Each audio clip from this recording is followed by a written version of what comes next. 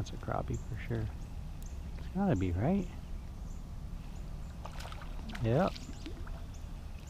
I knew it. I was like, I knew you guys are out here. There it is, folks. Them dark days. Crappie number 5 off this tree.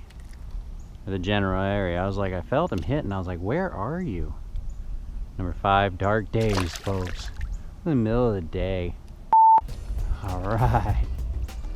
That's what I'm talking about. Staying off those fish. Low light, big ones.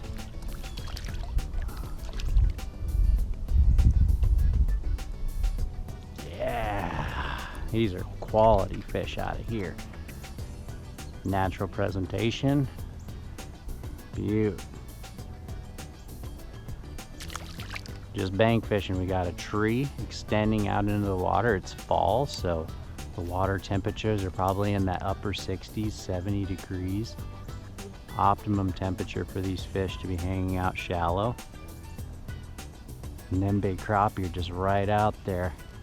You know, folks, I would argue that some of my favorite days to fish across the entire year are those dark days in the fall. Sometimes you get those fronts that come through and they'll put in some cloud cover that's just darker than normal. And when you can get a day like that, when the cloud cover is just super dark, those are days that I do well.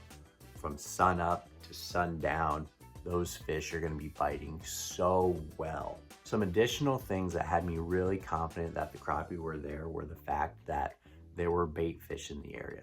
Shad are always up on that flat in the fall, so I know that there's forage in the area. It happens every year, but when you're bank fishing, it may be a little harder to distinguish if they're bait fish, but it's not the end all be all. Another thing that really helps is just looking for some cover that might be going out off the bank. If you know that there is a submerged tree or a lay down that kind of extends out into, you know, a bit deeper water, you can count on some panfish maybe being there on those dark days, because those fish will come up into that shallow water on those dark days, especially if you have that stained water. Water clarity was no more than a foot.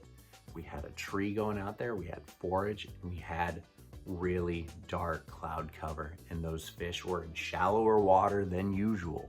Another type of structure you can look for when you're bank fishing is cast out that jig head and just kind of drag bottom, build a profile of what bottom feels like. And if you're feeling some chunky coarse rock that kind of runs down the bank and then continues out into the lake bed, the lake bottom, that is a place where crappie like to set up as well. And they'll be either suspended or right down in those rocks. Just drag bottom, but look for that coarse rock, especially when it continues out into the lake.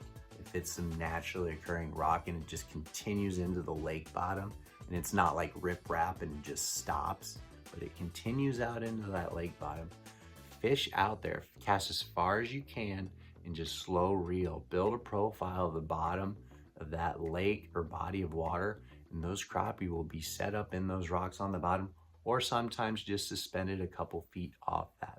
So in summary, those dark days, you get that particularly dark cloud cover in the fall when those water temps are still in the 60s and 70s. You have some cover, some scattered rock, or a tree going out there, or a combination of all of them.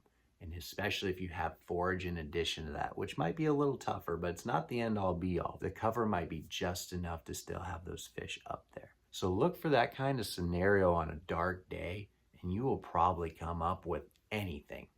That day it was crappie, but you would find bass, crappie, bluegill, anything you love to fish for, walleye. If the body of water has a good dense population of whatever species you like, you get in those dark days in the fall, it could be lights out. It's going to be a good day for sure. And it might actually be one of the best days you ever fish if you stay on those dark days.